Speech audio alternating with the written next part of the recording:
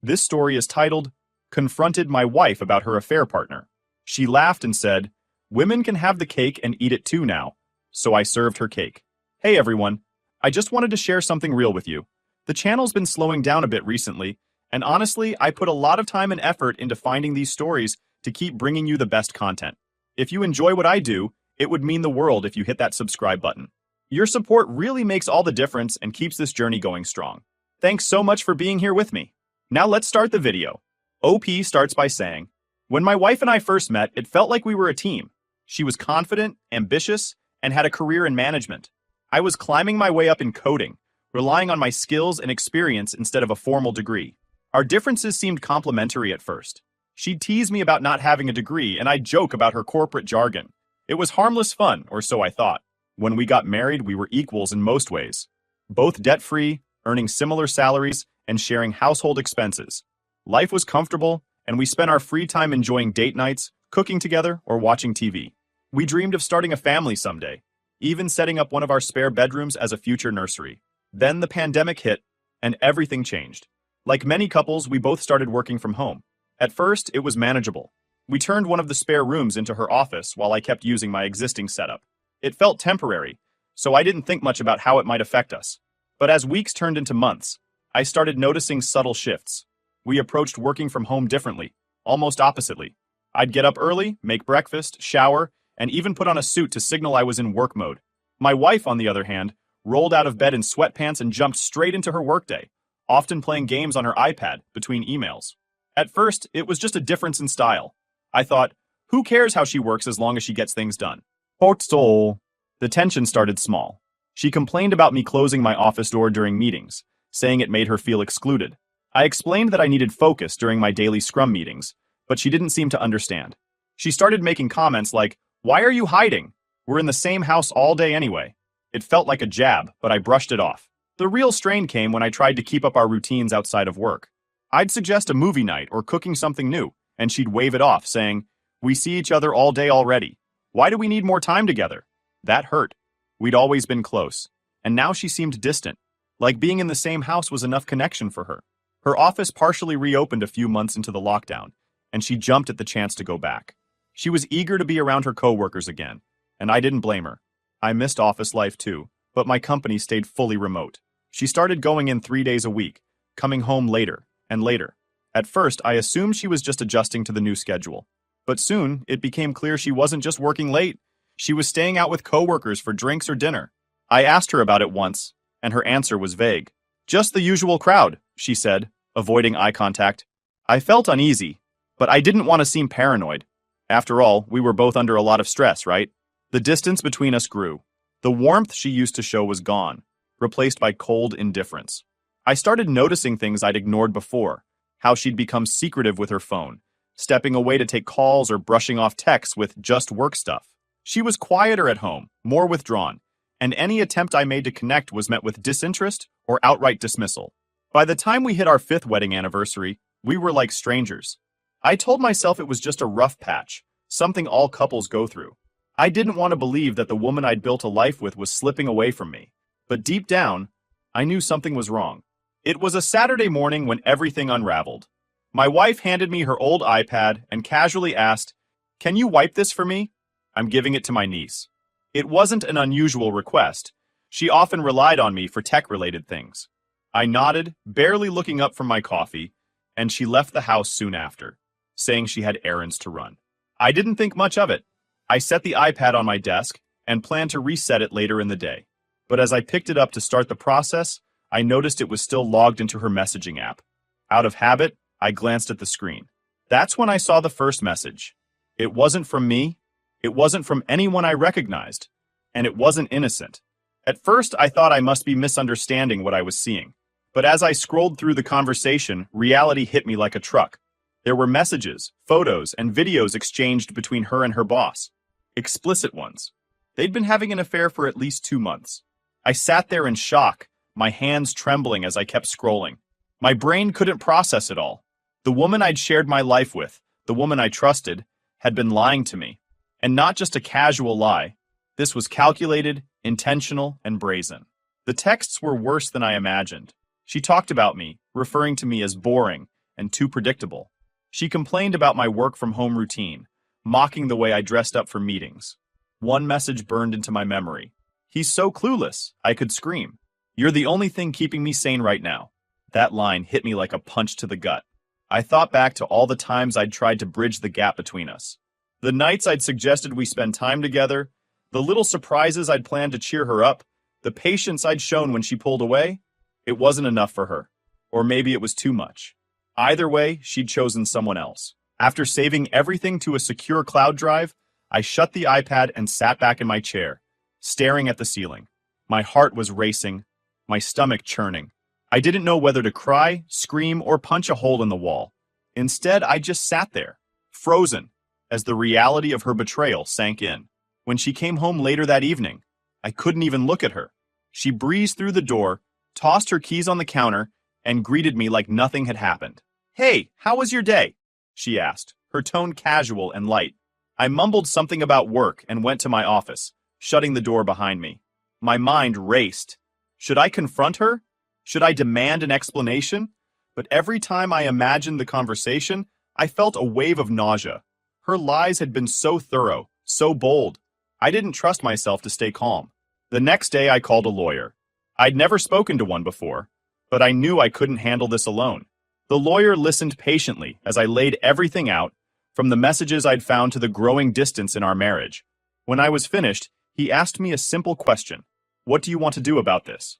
"I want a divorce," I said, the words coming out firmer than I expected. He didn't seem surprised. "If that's the case, you'll need more evidence. Courts are unpredictable, and the more proof you have, the better. I recommend hiring a private investigator to gather what we need." He explained that in our at-fault state, adultery could significantly impact the division of assets and alimony, but only if we could present a solid case. "You need to stay calm," he said. "Don't confront her yet. Let her think she's gotten away with it. The more comfortable she feels, the more careless she'll become."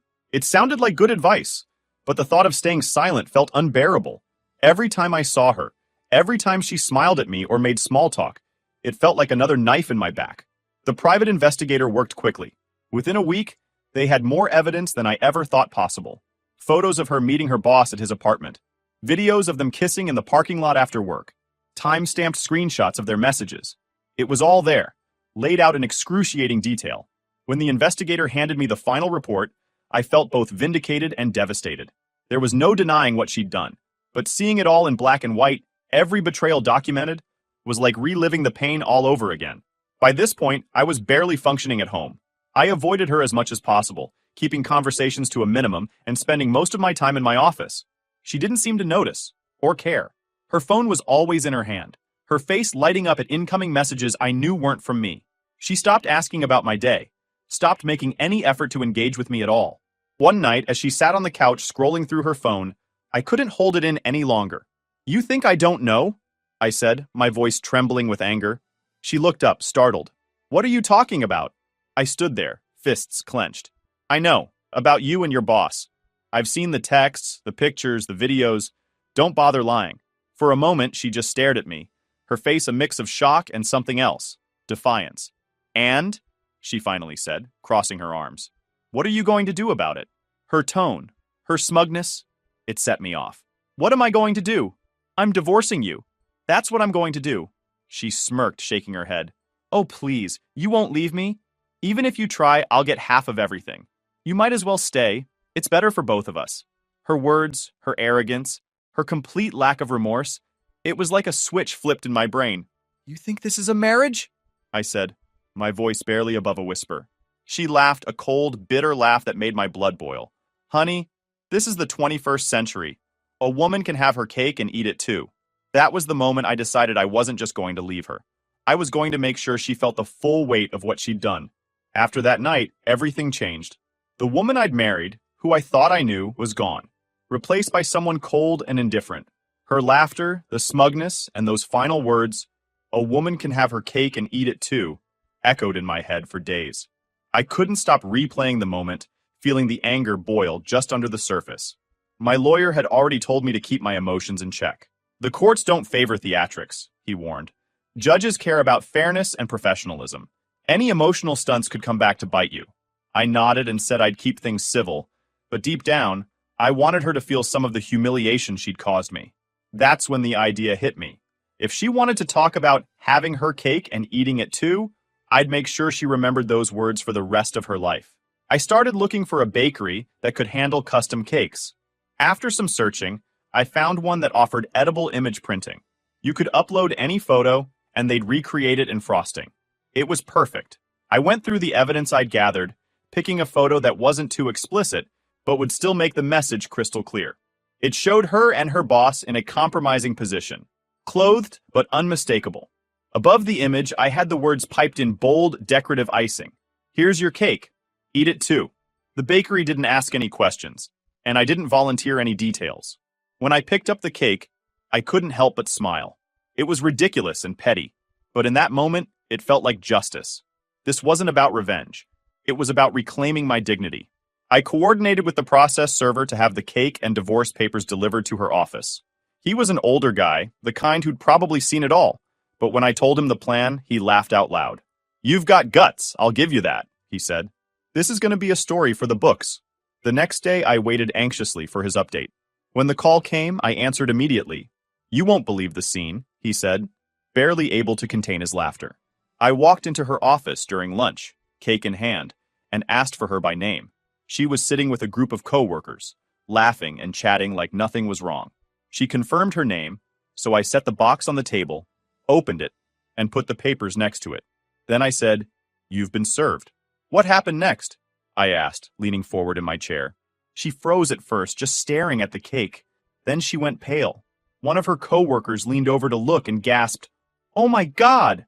That's when she completely lost it, screaming, swatting the cake off the table, but it landed face up on the carpet. Everyone saw it. A few people started laughing, and others just walked out. Her boss bolted out of the room without a word. I could picture it in my head. The chaos, the embarrassment, the reality of her actions crashing down on her. It wasn't just satisfying, it was cathartic. The aftermath was immediate. My phone started blowing up within minutes of the cake delivery. Texts, voicemails, missed calls. It was nonstop. At first, I ignored it, letting the notifications pile up. Then her mom texted me. "She's staying with me for now. Please don't contact her unless it's urgent." I laughed at the irony. She was acting like I was the one harassing her. Meanwhile, I hadn't even responded to a single message. That night, I sat in my office, reflecting on what I'd done. The initial rush of satisfaction was fading, replaced by a creeping sense of doubt. My lawyer's warnings echoed in my mind. Judges don't have a sense of humor. Any act of pettiness could hurt your case. Had I gone too far? Would this stunt come back to haunt me in court? I didn't regret the message, but I worried about how it might be perceived. As much as I wanted to see her humiliated, my ultimate goal was to protect myself in the divorce. The last thing I needed was to jeopardize my position because of a cake. The next day, I called my lawyer to come clean. He sighed when I told him what I'd done. "Michael, I'm not going to sugarcoat this. Judges don't like these kinds of antics. It could make you look vindictive." "I wasn't trying to be vindictive," I said defensively. "I just wanted to make a point." "I get it," he replied. "And honestly, it's not the worst thing I've seen. But from now on, you need to focus on the big picture. Leave the drama out of it." I agreed, though part of me still felt like the cake had been worth it. The aftermath of the cake stunt was immediate and far-reaching. By the next day, the story of her public humiliation had spread through her office like wildfire. Mutual friends began texting me, asking if the rumors were true. I didn't reply to most of them, but from the details they shared, I pieced together the scene that had unfolded. Apparently, several coworkers had filmed the cake reveal, and videos were circulating among staff. Her boss, the man she'd cheated with, had immediately distanced himself, refusing to speak to her outside of strictly work-related matters. HR had been alerted, though it seemed like no formal complaints had been filed yet. Meanwhile, her so-called friends at work, the ones who had encouraged the affair, turned on her in an instant. "She brought this mess into the office," one of them allegedly said. "She deserves whatever fallout she gets." The irony of it all was almost poetic. The same people who had egged her on were now scapegoating her to protect themselves. She was left alone, ostracized, and panicking. At home, things were quieter. She hadn't come back since the cake delivery, opting to stay with her mom instead. That suited me just fine. My lawyer had advised me not to engage with her directly, so I ignored her texts and calls. Most of them alternated between begging for forgiveness and accusing me of ruining her life. I forwarded everything to my lawyer without replying. I'll admit, a small part of me felt guilty. Not for exposing her lies, she deserved that, but for the sheer public nature of it all. It wasn't just our marriage that had fallen apart. Her professional life and social reputation were now in shambles. But every time I started to second-guess myself, I remembered her laughing in my face, telling me I'd never leave her. That memory was enough to quiet any lingering doubts. A week later, she emailed me, asking to come by the house to talk. My lawyer advised me to allow it, but only under strict conditions. Record everything, he said, and have witnesses present. You don't want her twisting the narrative later. I agreed, and 2 mutual friends came over to act as witnesses. We set up our phones to record the conversation and waited for her to arrive. When she walked in, she looked completely different, frazzled, anxious, and far from the confident, smug person I'd confronted weeks earlier. She sat at the kitchen table, avoiding eye contact. I just want to explain, she began, her voice shaky. I don't know what came over me. It's like, it wasn't even me doing those things. I wasn't in control. I leaned back, crossing my arms. You were in control enough to lie to me for months. Her eyes filled with tears, and for a moment, I thought she might actually take responsibility. But then, she shifted the blame. It wasn't just me, she said. My co-workers. They got into my head. They kept telling me I deserved more, that you were holding me back. I raised an eyebrow. Holding you back how? By trusting you? Supporting you? Providing a home? She flinched at my tone but pressed on. They said you weren't ambitious enough, that I needed someone who could challenge me intellectually. They made me feel like I was missing out. Her excuses made my blood boil. So what? You cheated because a bunch of office gossips psychoanalyzed me behind my back? She looked down at her hands. I'm not saying it's an excuse, I don't know why I let them influence me. Then came the real bombshell. She admitted that the same co-workers, whom she now called the 3 witches, had turned on her after the cake incident. Not only had they cut ties with her, but they'd also started blackmailing her. They were demanding $5,000 to stay silent, threatening to go to HR with all the sordid details of her affair if she didn't pay up. I don't have that kind of money, she said, her voice barely above a whisper. I sold my car to cover my legal fees, and I'm barely scraping by. Please, I need your help. I stared at her, stunned by the audacity. You want me to help you? After everything you've done? She nodded, tears streaming down her face. I don't know where else to turn. I don't want to lose my job on top of everything else. For a moment, I almost felt sorry for her. Almost. But then I remembered the texts, the lies, and the laughter. I shook my head. There's no going back to normal after this. You need to deal with the consequences of your choices. What should I do? She asked, looking desperate. Report yourself, I said bluntly. Report your boss and your coworkers too. If you give in now, they'll just keep coming back for more. At least if you go to HR first, you can control the narrative. She hesitated, clearly torn between self-preservation and fear. But what if they fire me? Then that's on you, I said coldly. You made this mess. You can't expect me to clean it up for you. Before she left, she asked one last question. What about us? Is there any chance we can fix this? I didn't even hesitate. There is no us. It's over. Get yourself a lawyer and prepare for the divorce. Her shoulders slumped, and for a moment, I thought she might argue. But instead, she just nodded and walked out the door. The sound of it closing behind her was like the final nail in the coffin. In the days that followed, I heard bits and pieces about her situation. She hadn't reported herself to HR, and from what mutual friends told me, the blackmail demands were escalating. Her life was spiraling out of control, but I kept my distance. I'd already spent too much time and energy on her. I wasn't looking for revenge anymore. I just wanted to move on. When the divorce proceedings officially began, I felt a mix of relief and dread. On one hand, I was finally taking steps to free myself from her betrayal. On the other, I knew this wasn't going to be easy. Divorce is messy, even under the best circumstances, and ours was far from amicable. My lawyer had been preparing for weeks, gathering evidence and documenting everything we could. The affair, the messages, the photos, it was all lined up and ready to present.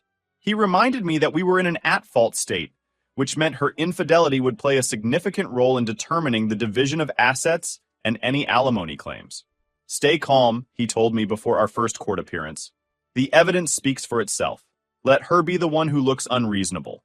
The first hearing focused on temporary orders, how bills and responsibilities would be handled during the divorce process. Her lawyer came out swinging, trying to paint her as a victim. He claimed that the affair was an emotional response to neglect, and that I had withdrawn emotionally and physically long before she cheated. I wanted to laugh at the absurdity of it, but I kept my face neutral. My lawyer calmly countered, presenting the evidence of her affair and highlighting the timeline. The messages and photos showed that she had been the one withdrawing, lying, and sneaking around for months. The judge seemed unimpressed by her lawyer's arguments and ruled in my favor. I retained control of the house, our shared accounts, and all major financial decisions until the final ruling. After that, things started to unravel for her. She had already sold her car to cover her legal fees, and mutual friends told me she was borrowing money from her parents to make ends meet. The blackmail from her former co-workers hadn't stopped either, and she was visibly struggling to keep her life together. Despite all of this, she kept trying to contact me. Emails, voicemails, and even handwritten letters showed up almost daily. One email stood out, not because it was different, but because it perfectly encapsulated her mindset. "You're ruining my life," she wrote. "How can you just throw everything away like this? We could fix this if you would just stop being so stubborn." It was almost laughable. She still couldn't see that she had done this to herself. I forwarded the email to my lawyer and didn't respond. I wasn't interested in playing her games anymore. The second hearing was where things got more heated. Her lawyer pushed hard for alimony, arguing that her reputation at work had been unfairly damaged and that she deserved financial support to get back on her feet. It was a bold move, considering the evidence of her affair was the reason for her damaged reputation. My lawyer didn't even need to rebut it in detail. The judge dismissed the claim outright, stating that her actions had directly contributed to her situation. The court also reviewed the division of assets. My lawyer made a compelling case for why I should retain full ownership of the house and the majority of our shared savings. He emphasized that I had been the primary financial contributor for years, and that her infidelity had irreparably damaged the marriage. Her lawyer tried to argue for a 50-50 split, but the judge wasn't having it. The final ruling left her with little more than her personal belongings and a small portion of our savings. I kept the house, the car, and the bulk of our assets. She looked completely defeated when the judge announced the decision. For a brief moment, I felt a twinge of pity, but then I remembered all the lies, the laughter, and the arrogance, and that pity quickly faded. Outside of court, she tried one last Hail Mary. She emailed me, suggesting that we attend marriage counseling to rebuild what we had.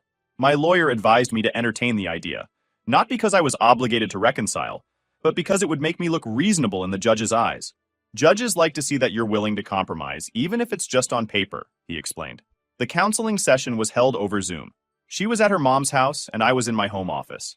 The counselor spent most of the time trying to assign blame equally, saying things like, "It takes two to create distance in a marriage," and "Both of you need to take responsibility for what went wrong." I refused to engage with the narrative. "I don't agree," I said simply. "This wasn't a mutual breakdown. She made a choice, and that choice destroyed our marriage." The counselor seemed frustrated but didn't push further. At the end of the session, my wife asked if I'd agree to another meeting. "What would it take for us to try again?" she pleaded. I didn't hesitate. "Nothing. There's no going back." I logged off before she could respond. By the time the divorce was finalized, I felt a weight lift off my shoulders. The court's decision had given me almost everything. My house, my savings, and most importantly, my freedom. She walked away with barely enough to start over, but that wasn't my concern anymore. She had made her choices, and now she had to live with them. Final update. It's been a few months since the divorce was finalized, and I thought I'd finally moved past everything. I rebuilt my life, got my house back in order, and even started finding peace with what happened. But life has a way of circling back to unfinished business. This time, it wasn't about me, it was about her. A mutual friend reached out a few weeks ago with some news about my ex-wife. Apparently, things at her job had taken a turn for the worse. After the cake stunt and the fallout that followed, her office became a minefield of tension. The rumor mill churned nonstop, and her reputation was shot. HR finally stepped in when someone anonymously sent in evidence of her affair with her boss. Photos, messages, everything. I had a pretty good guess who that anonymous person was. She wasn't fired immediately, but they put her under investigation, which effectively destroyed her standing in the company. Her boss, on the other hand, wasn't so lucky. HR had no patience for someone in his position abusing power and engaging in an affair with a subordinate. He was terminated within a week of the investigation starting, with security escorting him out of the building in front of everyone. Her three witches friends, those co-workers who had encouraged the affair, didn't stick around to support her. They turned on her completely, throwing her under the bus in their HR interviews to save their own skins. My ex-wife became a pariah in the office, And within a month, she was let go too. That's not the end of it, though. A week after I heard about the investigation, I got an unexpected email from an address I didn't recognize. The subject line simply read, "We need to talk about your ex-wife and my husband." Turns out her boss's wife had found out about the affair, and she was furious. Someone at his company tipped her off after the investigation started, and she'd been digging for information ever since. When she finally reached me, she was polite but direct, asking if I had any evidence I could share. At first, I hesitated. Getting involved in someone else's divorce felt messy, but then I thought about everything he and my ex had put me through. He had helped ruin my marriage, and now his wife wanted to take him down. It only felt fair to give her the tools to do it. I forwarded her everything, the photos, the texts, the videos. She thanked me profusely and promised she'd put it to good use. "He's going to regret every second of this," she said. From what I've heard since, she didn't hold back. She filed for divorce almost immediately, and with the evidence I provided, she absolutely destroyed him in court. He lost custody of their kids, had to sell their house to cover the settlement, and was ordered to pay substantial alimony. The cherry on top? His reputation was completely trashed in their social circle. Turns out his wife wasn't shy about sharing the details of his betrayal with anyone who'd listen. Meanwhile, my ex-wife hasn't fared much better. After losing her job, she tried to find work in the same field, but the gossip followed her wherever she went. No one wanted to hire someone with that kind of baggage. Last I heard, she was working part-time at a local retail store and living in a cramped apartment. Her parents have reportedly grown tired of bailing her out financially. They've started distancing themselves, which leaves her even more isolated. Mutual friends say she looks miserable, like the weight of everything she's done is finally hitting her. As for the boss, he's struggling too. With no job, a ruined reputation, and an expensive divorce settlement, he's barely keeping his head above water. I'd be lying if I said I didn't feel some satisfaction hearing about his downfall. He thought he could have it all, just like my ex-wife, and now he's paying the price. This whole situation has been a reminder that actions have consequences. For months, I questioned whether I'd done the right thing with the cake stunt, whether exposing her so publicly had been worth it. But seeing how everything played out, I have no regrets. She and her boss tried to tear apart 2 marriages, and now they're dealing with the wreckage they created.